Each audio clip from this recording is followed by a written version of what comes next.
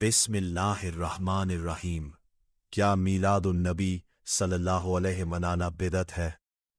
क्या रबीउल अव्वल में रसूलुल्लाह सल्लल्लाहु अलैहि मनाने की विलादत मुबारका का जिक्र करना शरीयत के खिलाफ है? और क्या कुरान और हदीस में इसकी कोई असल मौजूद है? आइए जज्बात से नहीं बल्कि कुरान, हदीस और अहले सुन्नत के मौक़िफ़ की रोशनी में इस मसले को समझते हैं। मगर इससे पहले अगर आपने हमारा चैनल सब्सक्राइब नहीं किया तो जल्दी से कर दे ताकि आपको हमारी हर वीडियो आप तक पहुंच सके।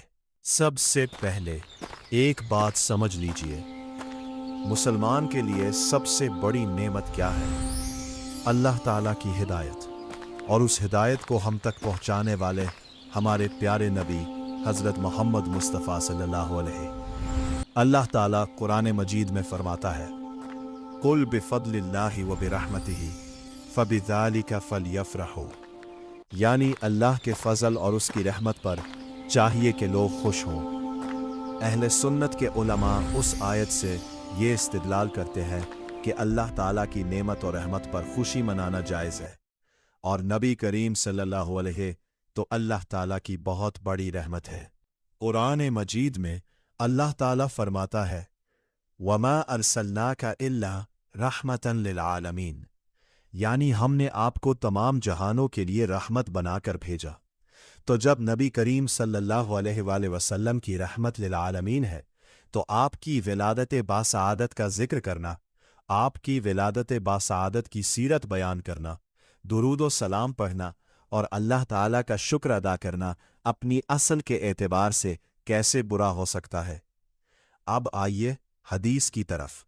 सही मुस्लिम में आता है कि रसूलुल्लाह सल्लल्लाहु अलैहि वसल्लम से पीर के रोज़े के बारे में पूछा गया तो आप सल्लल्लाहु अलैहि वसल्लम ने फरमाया कि ये वो दिन है जिसमें मेरी विलादत हुई और इसी दिन मुझ पर वही नाजिल हुई।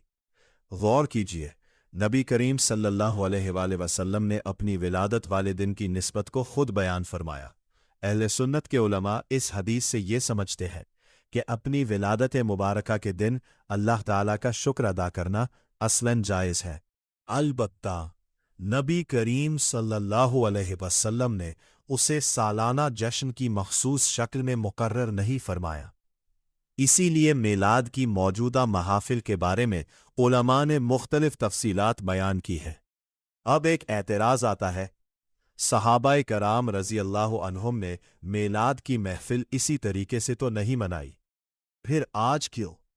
इसका जवाब यह है कि हर वो जायज़ काम जिसकी मौजूदा शक्ल बाद में वजूद में आए सिर्फ इस वजह से हराम नहीं हो जाता कि नबी करीम सल्लल्लाहु अलैहि वसल्लम के ज़माने में उसकी यही मखसूस शक्ल मौजूद नहीं थी। असल सवाल यह है कि इस इज्तिमा में क्या किया जा रहा है। अगर कुरान की तिलावत हो, ना तो दुरूद पढ़ा जाए, सीरत रसूल सल्लल्लाहु अलैहि वसल्लम बयान की जाए, अल्लाह ताला का शुक्र अदा किया जाए, सदका व खैरात किया जाए और कोई खिलाफ शरीयत काम ना हो, तो अहले सुन्नत के बहुत से उलमा इसे जायज़ करार देते हैं।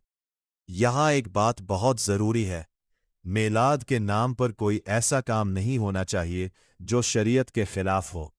गुलू, झूठे वाक़यात, बेअदबी, फजूल खर्ची या दूसरे नाजायज़ कामों को इस्लाम का हिस्सा नहीं बनाया जा सकता। हमारी असल मोहब्बत रसूलुल्लाह सल्लल्लाहु अलैहि वसल्लम की सुन्नत पर अमल करना, आप सल्लल्लाहु अलैहि वसल्लम की सीरत सीखना, कसरत से दुरूद पढ़ना है। अल्लाह ताला हमें सच्ची मोहब्बत रसूल अता फरमाए, आप सल्लल्लाहु अलैहि वसल्लम की सुन्नत पर चलने की तौफीक दे और हमारे दिलों को अदब व मोहब्बत मुस्तफ़ा सल्लल्लाहु अलैहि वसल्लम से रोशन फरमाए। आमीन या रब्बुल आलमीन। अगर आपको ये वीडियो मुफीद लगी हो तो इसे दूसरों तक ज़रूर पहुँचाएं ताकि मीलाद नबी अलैहि वसल्लम के बारे में गुफ्तगू जज्बात से नहीं बल्कि इल्म और अदब के साथ हो।